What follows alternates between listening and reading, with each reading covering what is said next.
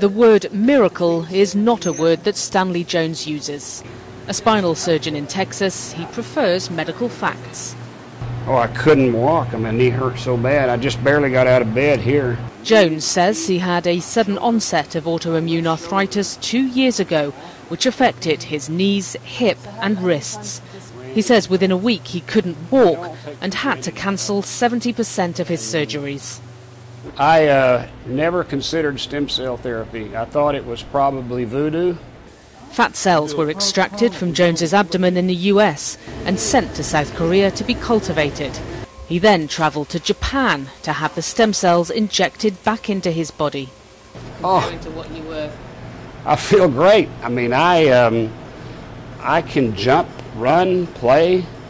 I can dance again. I can walk without a limp. Jones is now a man on a mission to push his home state of Texas and countries around the world to increase stem cell therapy. Regulations here in South Korea mean that stem cells can be cultivated and banked. Clinical trials can take place in country, but actual treatment is not allowed.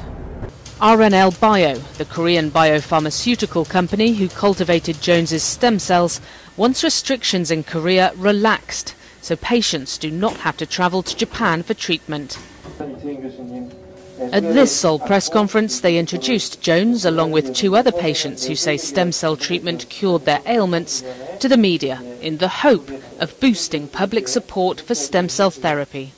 I suspect that soon we will write prescriptions for stem cell therapy, and that will be in lieu of drugs that are potentially harmful.